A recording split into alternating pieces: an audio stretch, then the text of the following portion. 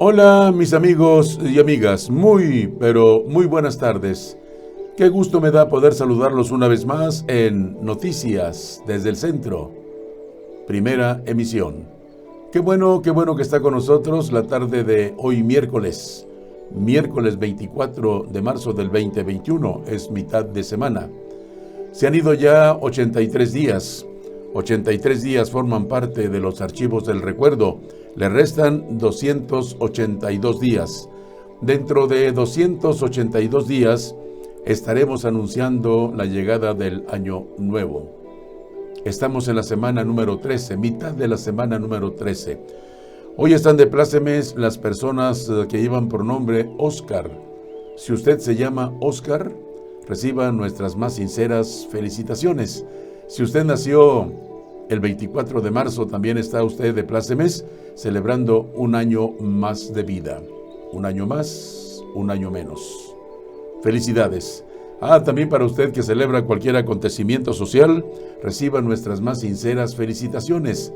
Desde aquí, desde el Merito Centro de la República Mexicana, desde León, Guanajuato, les enviamos un fuerte pero muy fuerte abrazo y les pido que sean felices, por favor. Muchas gracias porque ya nos acompaña en esta primera emisión de Noticias desde el Centro a través de la página de YouTube. Muchísimas gracias por estar con nosotros.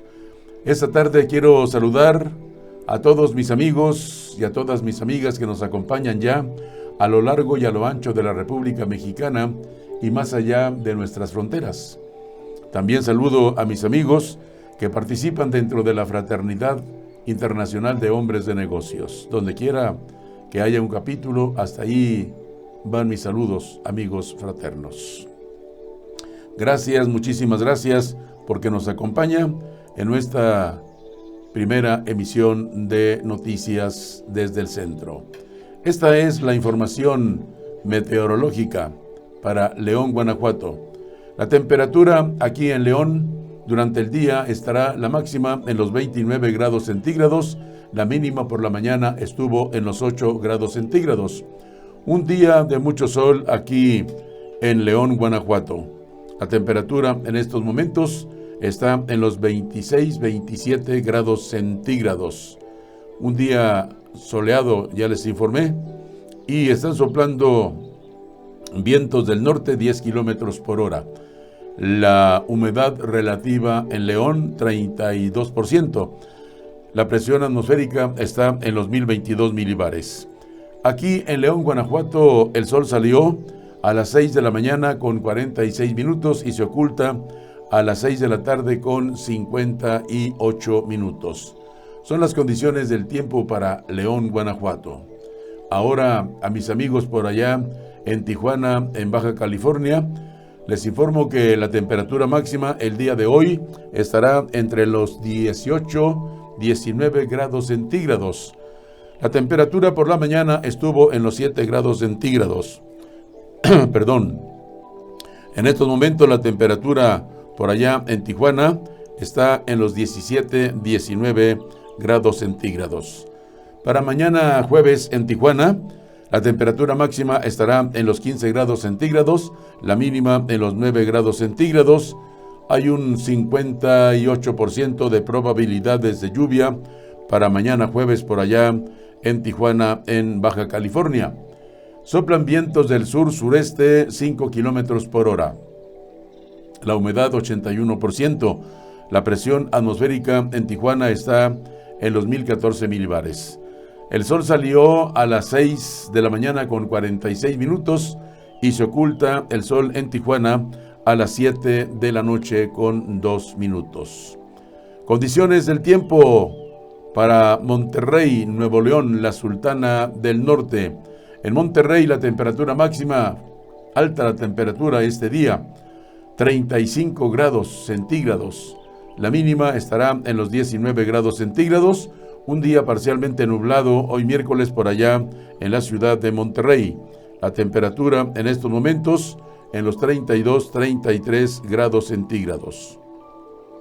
Para mañana jueves, por allá en Monterrey, la temperatura máxima estará en los 30 grados centígrados, la mínima en los 14 grados centígrados, no hay presencia de lluvias por allá en la ciudad de Monterrey. Están soplando vientos del oeste 5 kilómetros por hora. La humedad relativa en 56%. La presión atmosférica está en 1006 milibares. En Monterrey el sol salió a las 6 de la mañana con 40 minutos y se oculta a las 6 de la tarde con 54 minutos. Las condiciones del tiempo para Cancún, allá en el Caribe mexicano. La temperatura para el día de hoy en Cancún, 29 grados centígrados la máxima, la mínima en los 25 grados centígrados. Miércoles parcialmente nublado por allá en Cancún, no hay presencia de lluvias. Para mañana jueves, la temperatura máxima en Cancún estará en los 30 grados centígrados, la mínima en los 24 grados centígrados. Para mañana jueves hay un 15% de probabilidades de lluvia para Cancún, para mañana jueves. La temperatura en estos momentos en Cancún en los 29-30 grados centígrados. Están soplando vientos del sureste 24 kilómetros por hora. La humedad en Cancún 71%. La presión atmosférica está en los 1012 milibares. El sol salió en Cancún a las 6 de la mañana con 47 minutos y se oculta a las 6 de la tarde con 59 minutos. A mis amigos de la ciudad de Matamoros, les informo que la temperatura máxima este día estará en los 30 grados centígrados, la mínima en los 20 grados centígrados. Esta mañana por allá en Matamoros, en algunas partes hubo niebla, sereno, fuerte esta mañana por allá en la ciudad de Matamoros. Hay un 10% de probabilidades de lluvia durante el transcurso del día. La temperatura por allá en Matamoros está en los 28-29 grados centígrados. Para mañana jueves en Matamoros, la temperatura máxima estará en los 30 grados centígrados. 30 grados centígrados para mañana y la mínima estará en los 14 grados centígrados. También para mañana en Matamoros hay la presencia de lluvias en un 10%. Está soplando vientos del este-sureste 8 kilómetros por hora. La humedad relativa en Matamoros 95%. La presión atmosférica está en los 1005 milibares. En Matamoros el sol salió a las 7 de la mañana con 28 minutos y se oculta a las 7 de la noche con 42 minutos. Me ha de preguntar usted, ¿y por qué tan tarde aparece el sol por allá en Matamoros? Es por la diferencia de hora. Comparación con la hora del centro, la hora allá en los municipios, estados que colindan con la Unión Americana, está una hora adelantada. Pero a partir del próximo 4 de abril se homologa la hora y es una hora tanto para el centro como para el resto de México y los Estados Unidos. Por eso es la diferencia de la aparición del sol por allá en la ciudad de Matamoros. Estas son las condiciones del tiempo para algunos municipios de nuestro país. Está usted en Noticias desde el Centro, una nueva forma de informar. Qué bueno que nos acompaña en esta primera emisión. Inflación se ubica en 4.12%, su nivel más alto en casi 2 años, presionada por precios de gasolinas y sobre todo el gas LP. La tasa de inflación interanual se ubicó en 4.12%, su mayor nivel que se registra desde la segunda quincena de mayo, cuando la inflación se ubicó en 4.13%. Durante la primera quincena del mes de marzo, la inflación para los consumidores registró un repunte que la llevó a su mayor nivel desde mayo del 2019, de acuerdo con lo divulgado por el Instituto Nacional de Estadística y Geografía, el INEGI. En la primera mitad del mes, el Índice Nacional de Precios al Consumidor mostró una variación quincenal de 0.53%, mientras que a tasa anual se ubicó en 4.12%. Este es el mayor nivel que se registra desde la segunda quincena de mayo, cuando la inflación se ubicó en 4.13%. Además, es la primera vez en 4 meses y medio que la inflación está fuera del rango objetivo del Banco de México, que es del 3%, más o menos un punto porcentual. El resultado quedó por arriba de las expectativas del mercado. De acuerdo con el sondeo de Reuters, analistas esperaban que la inflación registrara una tasa del 3.92% ante el incremento de los precios de los energéticos. El avance en la inflación se esperaba por la presión del incremento en los precios de los energéticos, principalmente por los aumentos que presentó el precio internacional del petróleo en el periodo. Lo anterior ha tenido efectos en los precios para la gasolina y el gas LP para los consumidores finales. De esta manera, el rubro de los energéticos y tarifas autorizadas, parte de la inflación no subyacente por el gobierno, presentó una tasa anual de 7.30% en la quincena. Esto se explicó por un aumento del 9.45% de los energéticos y del 2.27% de las tarifas. En el caso de los agropecuarios, el aumento que se presentó fue de apenas 0.07% ante una disminución de 10.39% en los precios de las frutas y las verduras, así como un incremento del 9.68% de los pecuarios. Con ello, la inflación no subyacente se ubicó en 4.19%. En cuanto a la inflación subyacente, que elimina de su cálculo los bienes y servicios con precios más volátiles, se ubicó en 4.09% anual. Al interior de esta, las mercancías registraron un incremento de 5.81%, mientras que los servicios aumentaron 2.22%. Esta es la información que estamos recibiendo en estos momentos en Noticias desde el Centro. Qué bueno que nos acompaña. Es una nueva forma de informar. Contrarreforma en telecomunicaciones. Como bien se ha demostrado, la administración del presidente López Obrador no se requiere modificar la Constitución para dar marcha atrás en las reformas estructurales del sexenio pasado que se proponían mejorar la educación y fomentar la competencia y competitividad en varios sectores aniquilosados. Basta con que las autoridades administrativas, dice la nota, de educación y otros rubros hayan sufrido alguna modificación.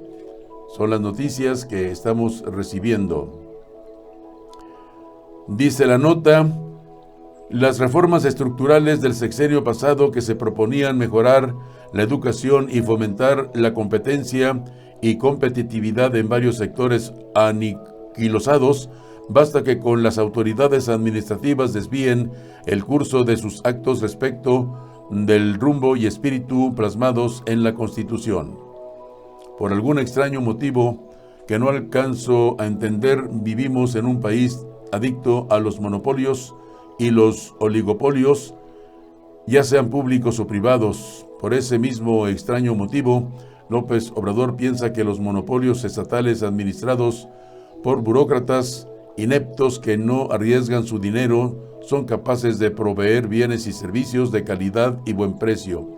De la misma manera, los comisionados del Instituto Federal de Telecomunicaciones pretenden retroceder el camino andado y permitirle al agente económico preponderante en telecomunicaciones, América Móvil, Telmex, Telnor, Telcel, filiales y subsidiarias, volver a las andadas en los 65 municipios más ricos del país y tener la libertad de fijar precios a competidores y los usuarios. Estos son los comentarios de Gerardo Soria cuando habla de la contrarreforma en telecomunicaciones.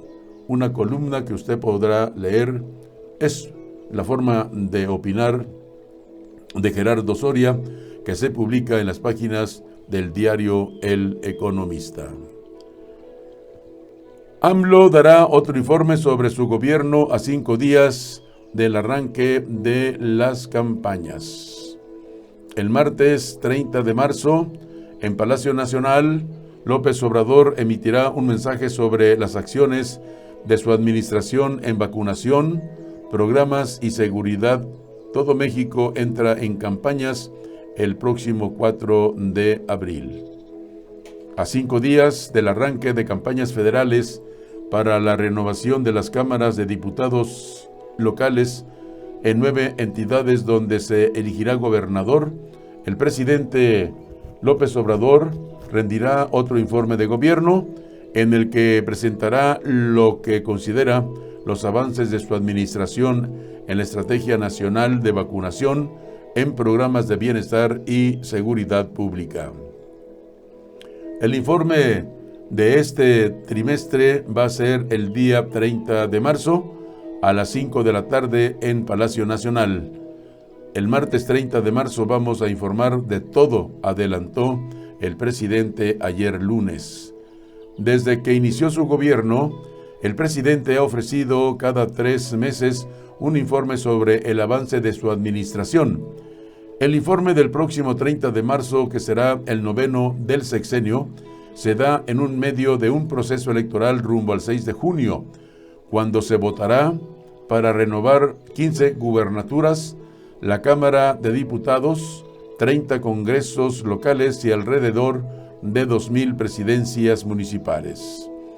Vamos a informar cómo van las cosas en lo económico, en lo social, cómo estamos enfrentando la pandemia, el plan de vacunación, los programas de bienestar, la política exterior y, desde luego, retomar el tema de seguridad que importa mucho a los ciudadanos, detalló López Obrador en la conferencia de prensa de ayer lunes.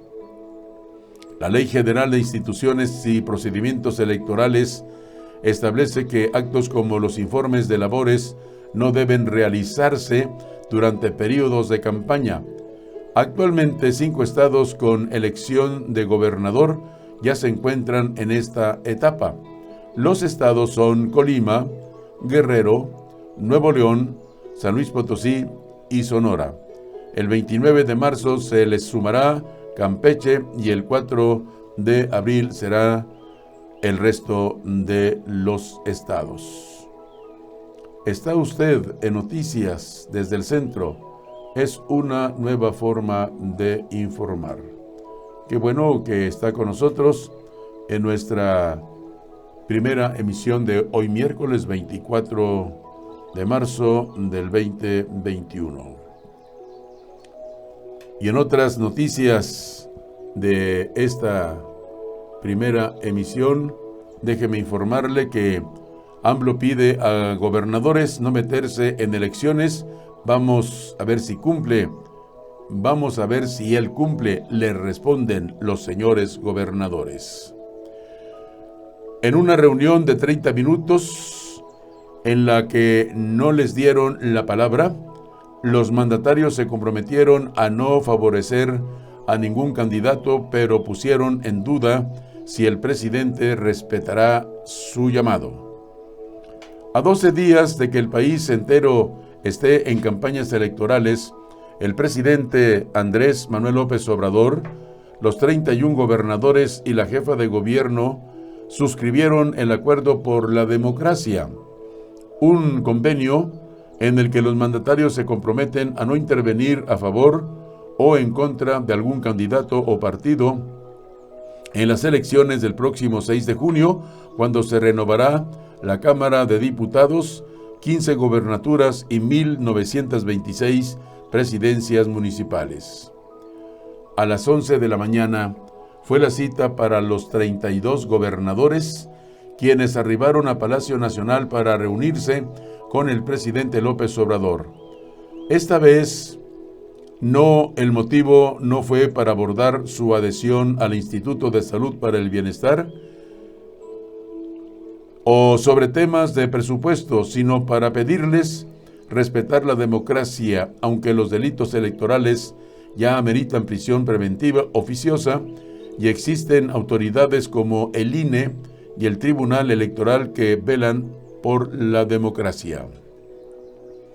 Una de las llegadas que más expectativas generó fue la del gobernador de Tamaulipas, Francisco Javier García Cabeza de Vaca, contra quien la Fiscalía General de la República solicitó su desafuero y a quien acusa de los delitos de delincuencia organizada, operaciones con recursos de procedencia ilícita y fraude fiscal.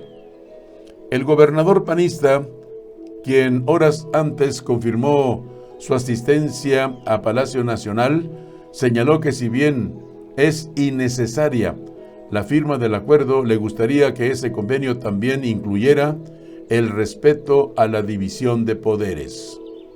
Me gustaría que fuera mucho más amplio, que el acuerdo no solo fuera a favor de la democracia, sino también a favor de la división de poderes, el respeto a la división de poderes, el respeto a la soberanía de los estados, de nuestras libertades mismas que están plasmadas en nuestra Carta Magna, dijo el gobernador a los reporteros. Desde Palacio Nacional, teniendo como invitado a su conferencia matutina el presidente de Argentina, Alberto Fernández, López Obrador informó que enviaría una carta a los gobernadores, así como solía hacerlo el presidente Francisco I. Madero. Gobernadora, gobernadores y jefa de gobierno de la Ciudad de México, les propongo de la manera más horizontal y respetuosa que establezcamos un acuerdo nacional en favor de la democracia. Por mi parte, les manifiesto que actuaré como siempre, con absoluta rectitud y en defensa de la soberanía popular, y a esto mismo les convoco a ustedes, fue la invitación de López Obrador. Si bien solo 15 estados renovarán a su gobernador, las 32 entidades tendrán elecciones. El 4 de abril arrancarán las campañas en todo el país para renovar 500 diputados federales, en 30 para congresos locales y en 1,926 municipios para presidentes municipales. El INE calcula que para las elecciones más grandes de la historia, alrededor de 21,000 candidatos estarán en plena campaña. Concretamente les exhorto a que no intervengamos para apoyar a ningún candidato de ningún partido, a no permitir que se utilice el presupuesto público con fines electorales, a denunciar la entrega de dinero del crimen organizado o de la delincuencia de cuello blanco para financiar campañas, pidió en su carta López Obrador. También solicitó a los gobernadores impedir la compra de lealtades o conciencias, a no traficar con la pobreza de la gente, a no solapar a tramposos o mapaches electorales, evitar el acarreo y el relleno de urnas, la falsificación de actas y todas esas abominables prácticas ilegales y antidemocráticas que deben de quedar en el pasado de manera definitiva. Si bien los gobernadores acudieron a la firma del acuerdo, cada uno tenía su visión respecto a si era o no necesaria suscribirse a respetar lo que ya está en la ley. A su salida, el bloque de la Alianza Federalista manifestó su respaldo a Cabeza de Vaca, quien fue el primero en abandonar Palacio Nacional rodeado de varios reporteros. ¿Lo arropan ustedes? Se le preguntó al gobernador de Quintana Roo, Carlos Joaquín González, quien también es presidente de los gobernadores de Acción Nacional. Esto fue lo que pasó el día de ayer allá en el Palacio Nacional, en la capital de nuestro país. Pemex bajará pago de deuda, pero déficit subirá este año. Esta es la situación que priva en el interior de Petróleos Mexicanos. La estatal apostará al refinanciamiento de las amortizaciones. Para este año contará con el respaldo del gobierno federal para solventar esos pagos por alrededor de 6,000 millones de dólares. 6,000 millones de dólares. Petróleos Mexicanos presentó a inversionistas su plan anual de financiamiento 2021, en que sus necesidades ascienden a 221,900 millones de pesos, con un incremento en el estimado del cierre de cada año de 4% en comparación con el 2020, además de un techo de endeudamiento interno que duplica al del año anterior. A un estimado de 22.05 pesos por dólar, estas necesidades son resultado de un déficit financiero de 92,700 millones de pesos, 48% superior al del año pasado, y amortizaciones de 129,300 millones de pesos. En términos desagregados, las amortizaciones de deuda interna de la empresa ascienden a 32,700 millones de pesos, compuestos por 24,200 millones en Cebures, 8,400 millones de pesos como deuda bancaria. Esta resultará 2.7% inferior a la del año anterior al cierre del ejercicio. Los pagos de deuda externa por Pemex, por su parte, sumarán 96,600 millones de pesos, reduciéndose 17% en comparación con el año 2020. En su composición, 77,500 millones de pesos de los pagos corresponderán a tenedores de bonos, 13,900 millones de pesos a las agencias de exportación crediticia estatales. Resalta que para el 2021, el techo de endeudamiento interno de la empresa se eleva a 22,000 millones de pesos, cuando el año anterior fue de 10,000 millones de pesos, correspondientes a pasivos en manos de los dueños de la empresa, es decir, el Estado mexicano. En lo relativo a la composición del portafolio, Pemex detalló que para el cierre del 2020 se estima que el portafolio de deuda de Pemex estará compuesto en 86% a tasa fija y el resto a tasa flotante. La empresa seguirá privilegiando las emisiones a tasa fija con el objetivo de preservar la estabilidad presupuestal y la de sus actividades de inversión. Sin embargo, Pemex considerará emisiones a tasa variable donde la liquidez y preponderancia del formato apoye a la colocación de los instrumentos. Respecto a la distribución de la deuda por moneda, alrededor de 82% se encuentra denominado en los mercados recurrentes de la compañía, dólares y euros, y el resto en pesos, que representa el 15%, y en otras monedas. Se estima que esta composición del portafolio de deuda de Pemex se mantenga similar para el cierre del año 2020. Son las noticias sobre la situación que priva en el interior de Petróleos Mexicanos. Estas son noticias desde el centro, una nueva forma de informar. Gracias, muchísimas gracias por acompañarnos en nuestra primera emisión. AMLO rechaza la visita de Jacobson, sea supervisión de Estados Unidos hacia México. AMLO rechaza que la visita de Jacobson sea supervisión de Estados Unidos a México.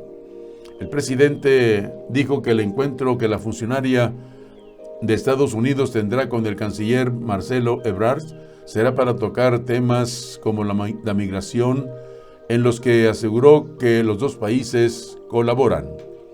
El presidente López Obrador aseguró ayer martes que la llegada a México de Roberta Jacobson, coordinadora para asuntos de la frontera sur en el gobierno de los Estados Unidos, y de otros funcionarios de ese país, no es una visita de supervisión a las políticas del gobierno mexicano. No aceptamos visitas de supervisión, no somos colonia, no somos protectorado. México es un país independiente, es una visita diplomática porque tenemos que mantener buenas relaciones con un país vecino, que es nuestro principal socio económico, comercial, es la frontera más importante que tenemos, afirmó el mandatario en la conferencia matutina del día de ayer. Y en otras noticias de esta tarde, déjeme informarle que trabajadoras mexicanas denuncian a Estados Unidos en el marco del Tratado de Libre Comercio. Son las noticias que estamos recibiendo en esta primera emisión. Hablando de este tema, dicho país incumple el compromiso del artículo 23 al permitir la discriminación contra las mujeres en la contratación en el programa de visas H2, también al tolerar la violencia sexual generalizada, destacó el Centro de Derechos del Migrante en su petición de queja ante la Secretaría del Trabajo y Previsión Social.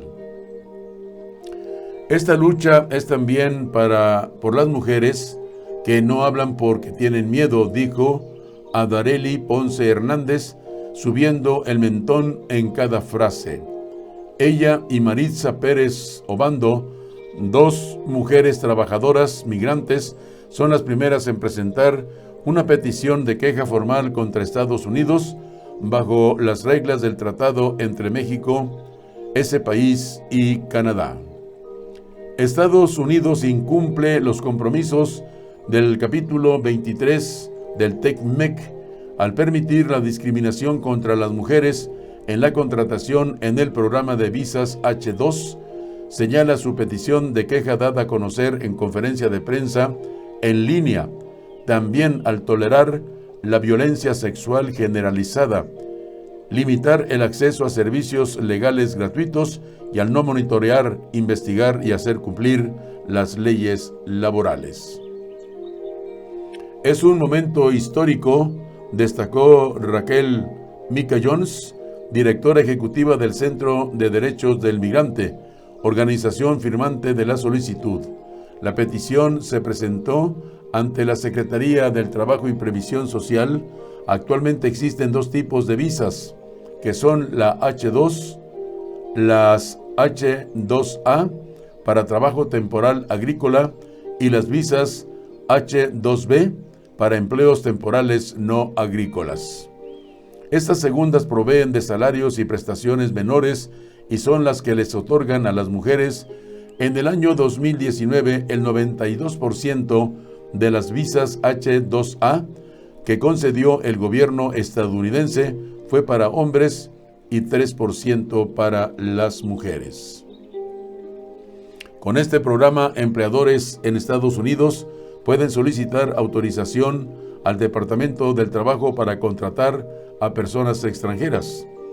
Los permisos son temporales y para laborar únicamente en la compañía quien ofrece la plaza vacante. De esta manera, el estatus migratorio de esas personas depende de su trabajo. En ese sentido, eres efectivamente un esclavo no trabajador, señaló en entrevista Ben Davis, director de Asuntos Internacionales del sindicato United Workers. Este esquema afecta a hombres y mujeres, pero hay un impacto diferenciado, apuntó en la conferencia Raquel Mikach Jones. Los empleos bajo la visa H2B no cuentan con prestaciones de vivienda gratuita. Quienes laboran con ese permiso no tienen acceso a servicios legales gratuitos. Existen 2 mecanismos para presentar una queja laboral bajo el TECMEC. Uno de ellos es el de respuesta rápida. Este se aplica directamente a las empresas. El otro es bajo el cual se ha presentado este caso y funciona así. Las personas afectadas presentan una solicitud de queja ante la Secretaría del Trabajo y Previsión Social. La autoridad lo revisa y acepta la petición. Junto con la Secretaría de Relaciones Exteriores, convoca a su contraparte estadounidense a consultas para tratar de resolverlo, explica Ben Davis. Las afectadas o la Secretaría del Trabajo y Previsión Social pueden solicitar la intervención de un panel de personas expertas y externas. Este mecanismo es más de conciliación que de sanción. Busca la elaboración de política pública. No se señala a una empresa, sino al Estado, según Olga Hernández, de la Ciudad de México. Está usted en Noticias desde el Centro. Estamos en nuestra primera emisión de noticias. Gracias por acompañarnos esta tarde de miércoles, ya miércoles 24 del mes de marzo. Rápidamente yéndose el mes número 3. Van 117 millones de dólares de ahorro en compra de la UNOPS Insabi. El Estado mexicano pagará poco más de 2.600 millones de pesos a la UNOPS por hacerse cargo de la compra consolidada de medicamentos para el sector público los próximos 5 años.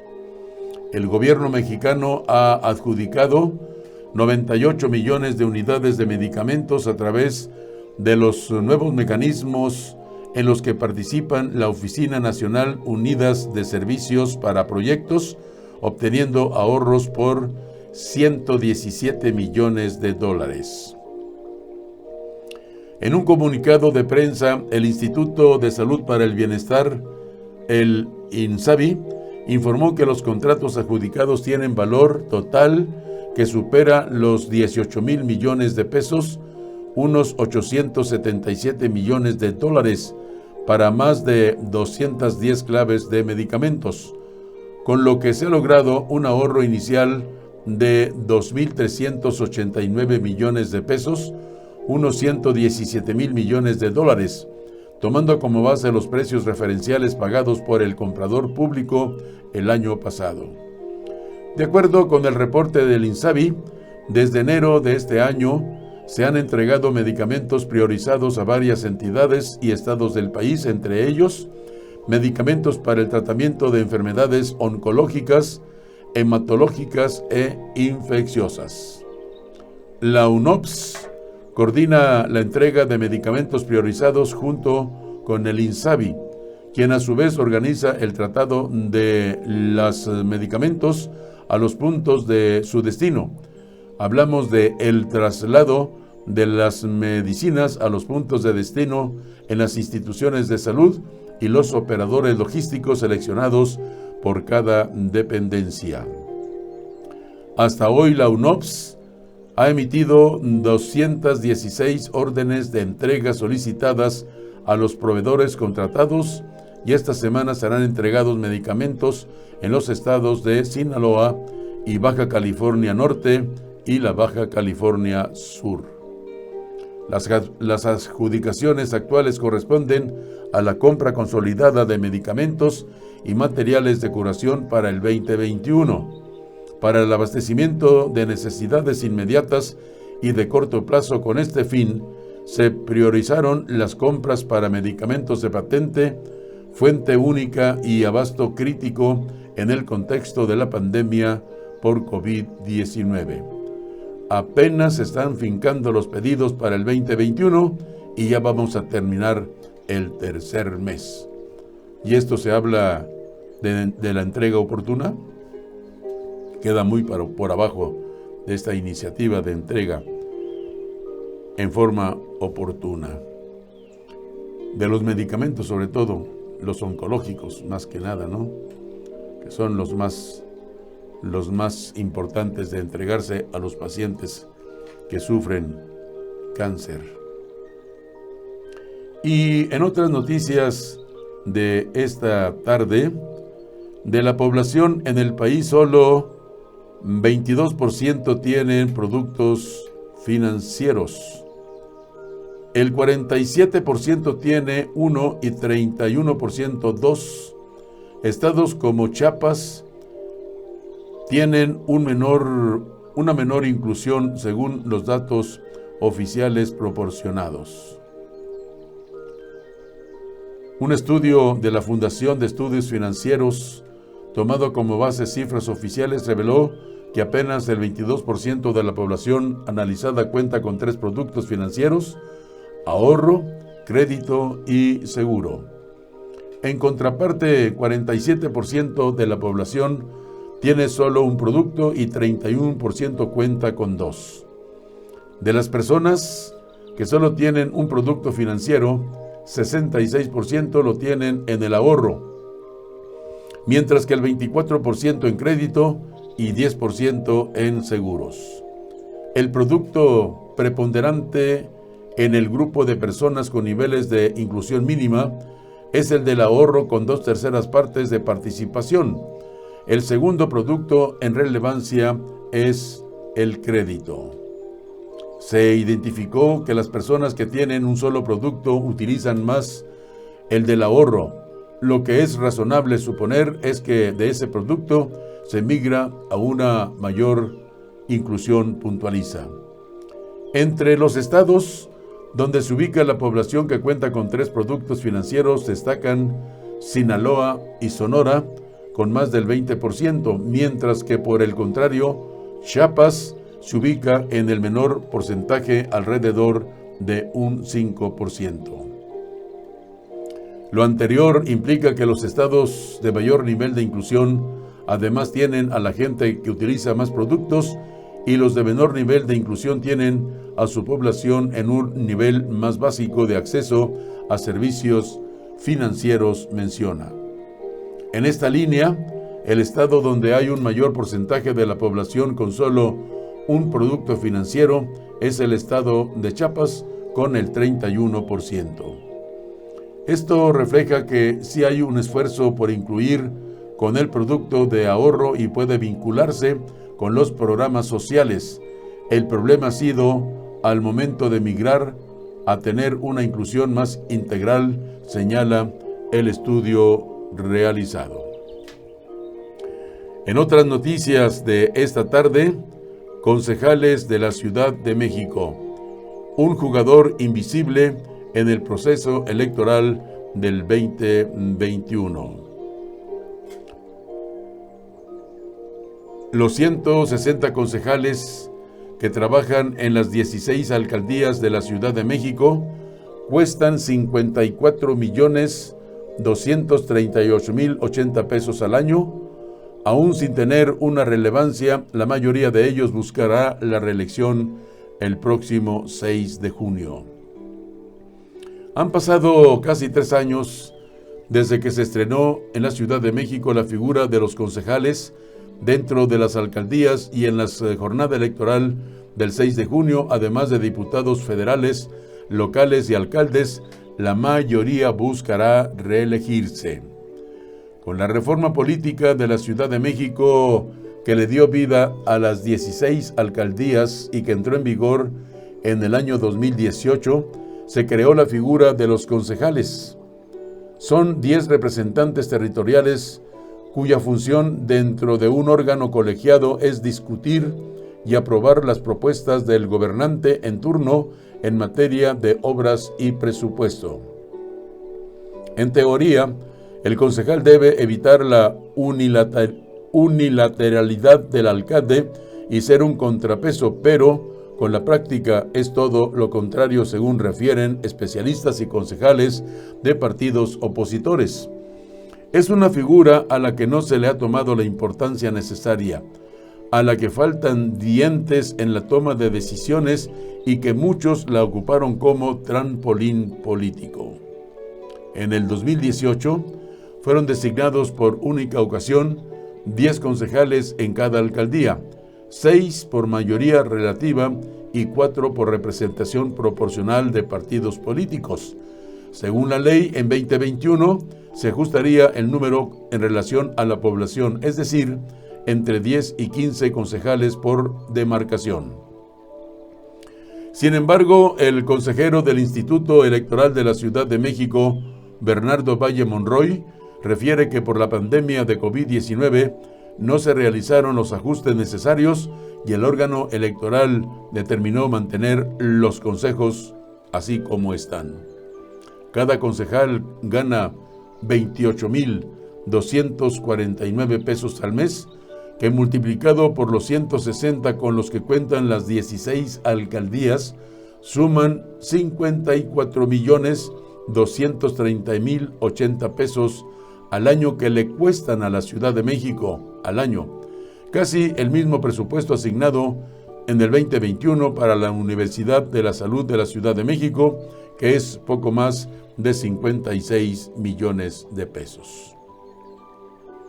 Pues esto es lo que se gastan las autoridades en estos concejales allá en la Ciudad de México. Una brillante idea, ¿no? Una brillante idea. En otras noticias, déjeme informarle que de la población en el país, solo el 22% tiene productos financieros, como ya lo comentábamos en nuestra primera emisión. Y también la información que damos a conocer es cómo deducir su hipoteca en la declaración anual de impuestos que debe de realizarse el próximo mes de abril. Sin importar la institución otorgante del crédito, se pueden obtener beneficios fiscales al deducir los intereses pagados en este tipo de préstamos. Se acerca el mes, como ya dijimos, para que las personas físicas presenten su declaración anual de impuestos ante la Secretaría de Hacienda durante abril. Los contribuyentes tienen la oportunidad de registrar ciertas deducciones personales autorizadas, las cuales representan un beneficio para obtener saldo a favor al cumplir con esta obligación.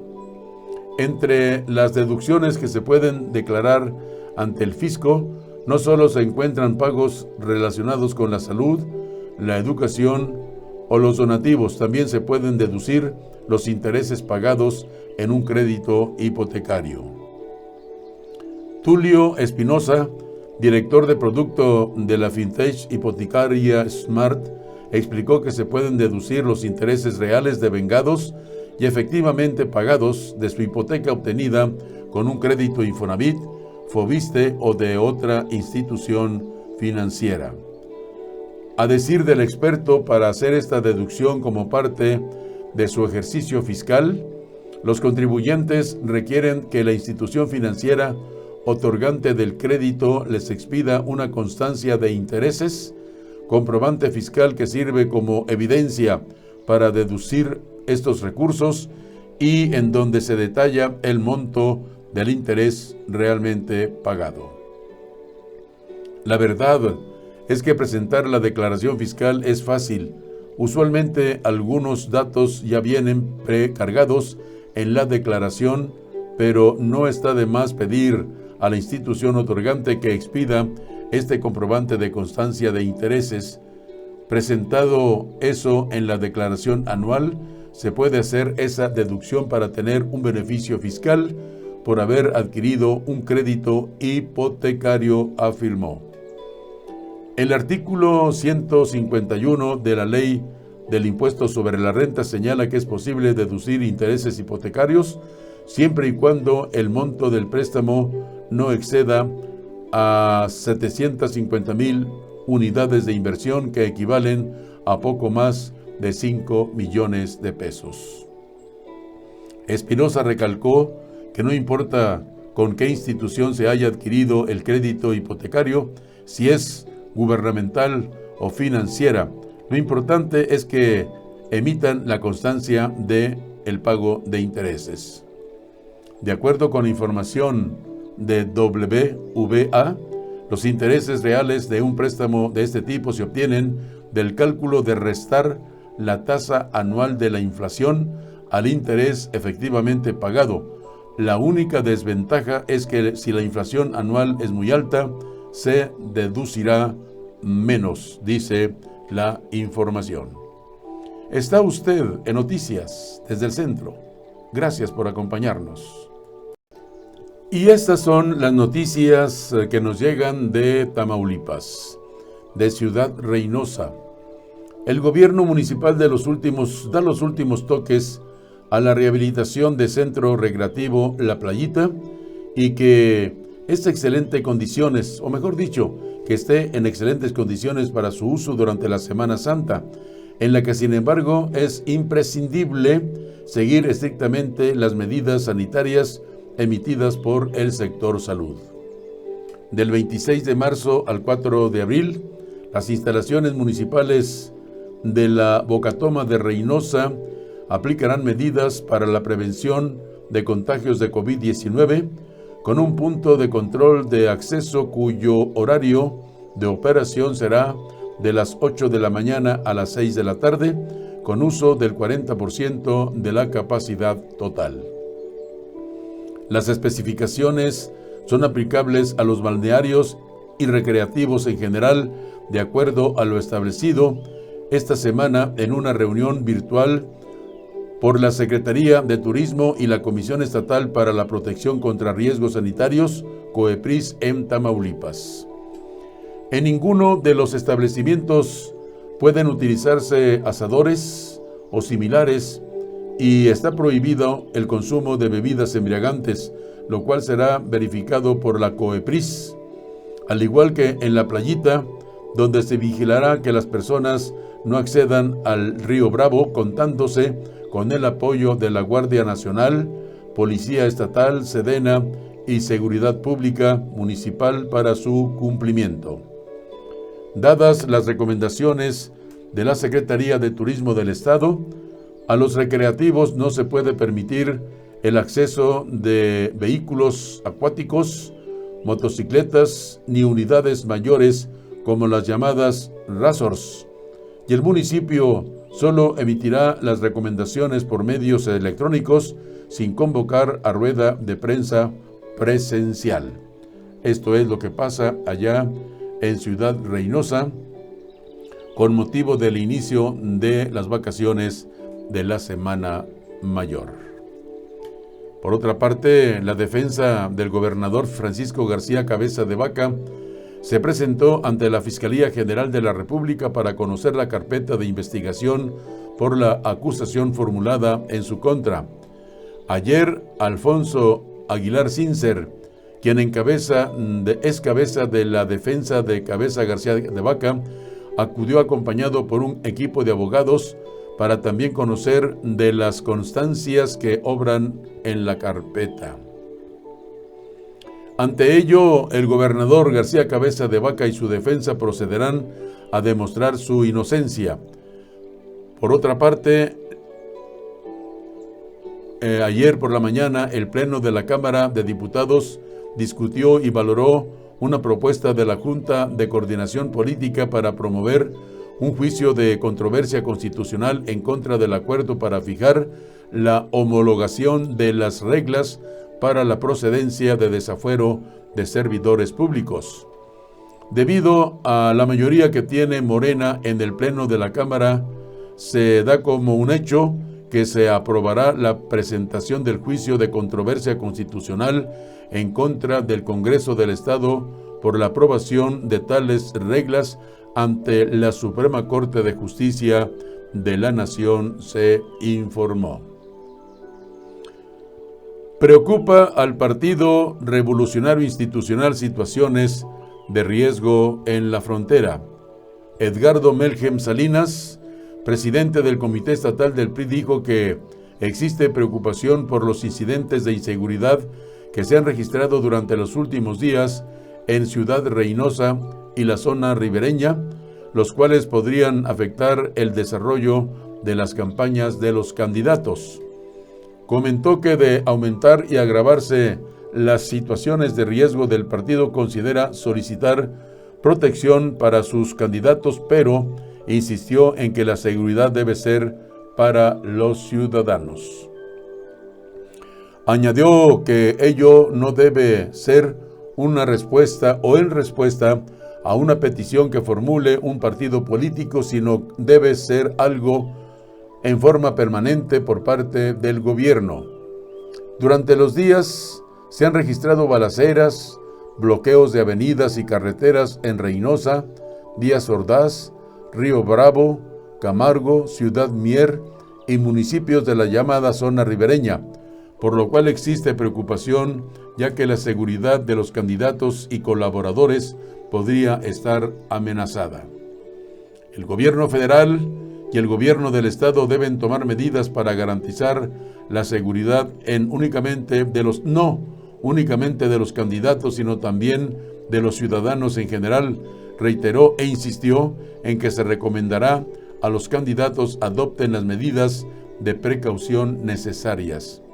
Indicó que hasta ahora ningún candidato ha solicitado autorización correspondiente. Esto dijo Edgardo Belgem Salinas, presidente del Comité Estatal del Partido Revolucionario Institucional.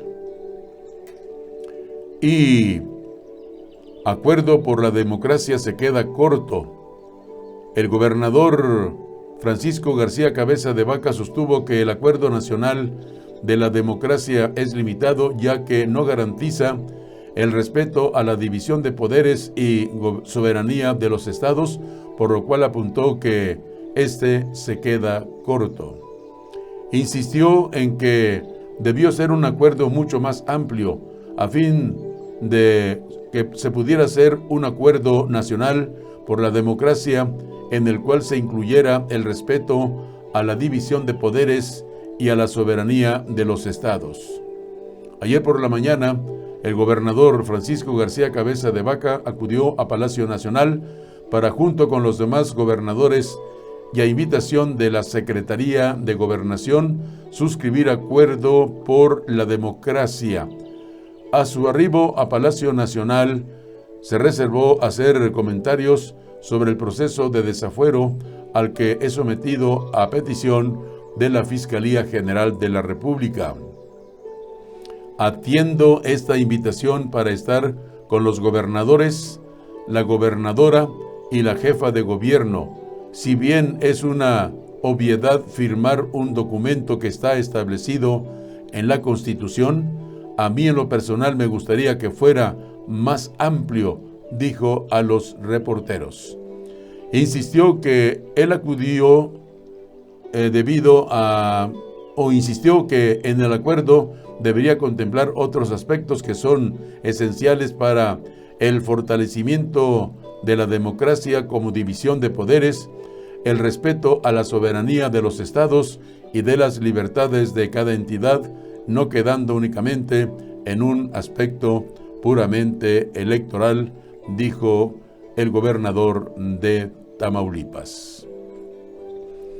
Ya noticias que estamos recibiendo del Puerto Jaibo, allá en Tampico. Anuncia Chucho Nader apertura de puente peatonal y jardín de las artes en la laguna del Carpintero. Al supervisar las obras efectuadas en el Parque Recreativo de la Laguna del Carpintero, el presidente municipal de Tampico, Chucho Nader, dio a conocer que será el próximo fin de semana en que se aperture el nuevo puente peatonal construido sobre este cuerpo de agua, así como el Jardín de las Artes instalado en los terrenos contiguos al espacio cultural metropolitano. El jefe edilicio recordó que en días pasados el gobernador del estado de Tamaulipas, Francisco García Cabeza de Vaca, inauguró ambos espacios y verificó los avances en la construcción del malecón dentro de las acciones contempladas en la primera etapa del proyecto de desarrollo turístico, esto allá en Tampico, en Tamaulipas. Y en otras noticias de esta tarde, noticias que nos llegan de Matamoros, muere una menor en extrañas condiciones, allá en Matamoros. Las extrañas condiciones en las que una menor de 9 años de edad que padecía autismo y epilepsias falleciera mientras permanecía en custodia por la casa hogar Faro de Amor han provocado, además de sufrimiento, mucho enojo entre los familiares, quienes ahora piden que se investiguen esta situación. Las extrañas condiciones en las que falleció esta menor de 9 años de edad. De acuerdo a la Ley de Protección al Menor, mientras un infante permanece en custodia de una casa hogar, su responsabilidad es directamente de la directora del sistema DIF en curso, así como del procurador de la defensa del menor, la mujer y la familia. Por lo que las familias procederán a interponer una denuncia ante el Ministerio Público, ya que de acuerdo a la versión de la directora de la casa hogar, Luz Daniela, de 9 años, falleció de causas naturales por los padecimientos que le aquejaban. Sin embargo, al abrir el ataúd se percataron de que su cuerpo presentaba huellas de violencia, ya que tenía hematomas en diferentes partes de su organismo.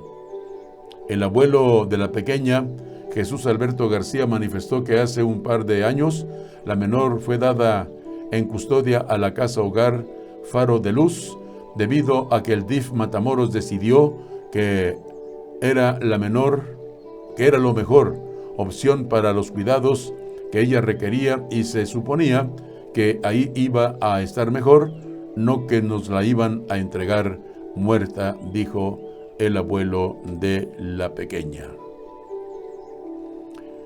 Y en otras noticias, piden los hoteleros acceso libre a la playa. En Matamoros, los empresarios hoteleros estarán pidiendo a la Secretaría de Turismo que les permitan tener libre acceso a sus huéspedes a la playa Bagdad, esto con la finalidad de atraer a los visitantes del interior del país. El presidente de la Asociación de Hoteles y Moteles en Matamoros, Gerardo Rodríguez, hizo la petición anterior. Suspenden Vía Crucis también por allá en Matamoros. El obispo de la diócesis de Matamoros, Monseñor Eugenio Andrés Lira, confirmó que los Vía Crucis y procesiones quedarán prohibidas, además de que se aplicarán otras medidas de higiene durante las celebraciones de la Semana Mayor. Esto lo dijo en conferencia de prensa. Última oportunidad para recoger las credenciales del INE. El Instituto Nacional Electoral de Matamoros dio a conocer que los 1,119 ciudadanos que aún no acuden a los módulos a recoger su credencial deberán de acudir de forma inmediata. La fecha es límite el 10 de abril para credenciales nuevas, para reimpresiones el 25 de mayo. El Instituto Nacional Electoral de Matamoros dio a conocer que los 1,119 ciudadanos que aún no acuden a los módulos a recoger su credencial de elector tienen hasta este 10 de abril para hacerlo, dijo el representante del INE por allá en la ciudad de Matamoros. Ven aumentos de contagio por vacaciones. Los comerciantes de Matamoros manifestaron su preocupación por posible repunte en el número de contagios de COVID-19 con motivo de la Semana Mayor. El director de la Cámara Nacional de Comercio, Abraham Rodríguez Padrón, señaló que ya se ha observado en otras playas del país en donde acuden los turistas sin tomar en cuenta las medidas de prevención, se genera un repunte en los contagios de esta terrible enfermedad.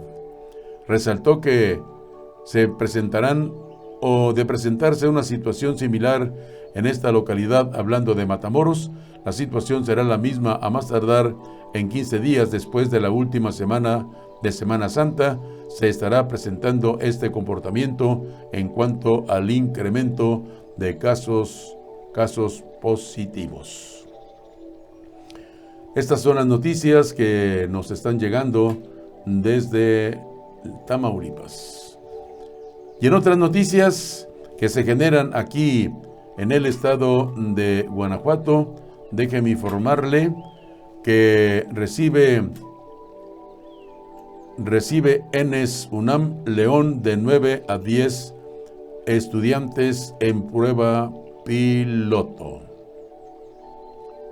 Cerca de 10 alumnos en promedio al día fueron los que se contemplaron por la Escuela Nacional de Estudios Superiores Unidad de León de la Universidad Nacional Autónoma de México para poder acudir a las instalaciones educativas para realizar sus prácticas en las clínicas de odontología, fisioterapia y optometría.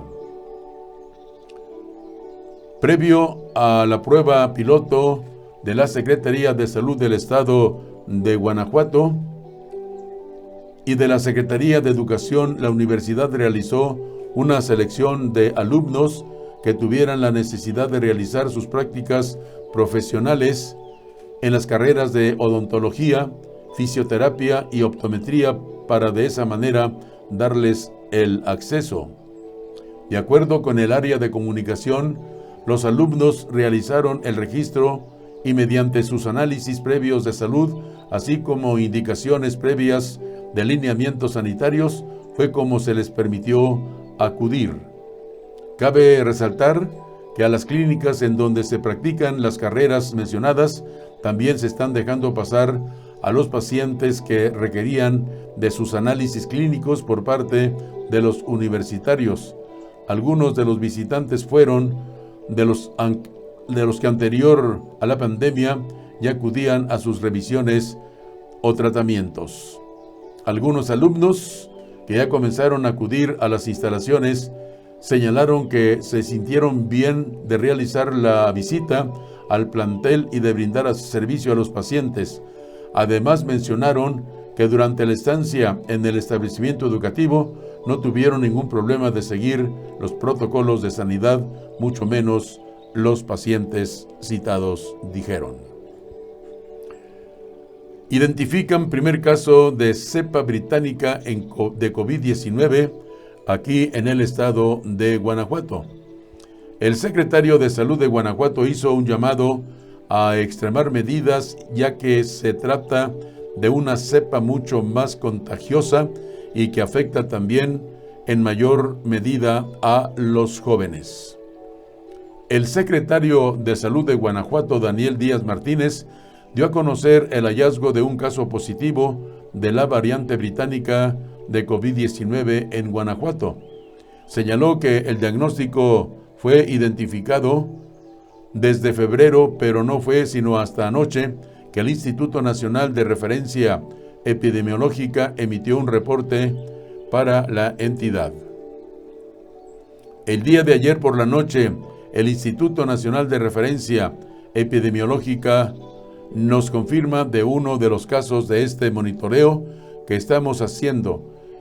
Ya corresponde a una de las variantes de las mutaciones, en este caso a la B117, que en la variante del Reino Unido. Entonces ya encontramos esta variante que suele ser mucho más contagiosa, que se han reportado casos en jóvenes, dijo el funcionario.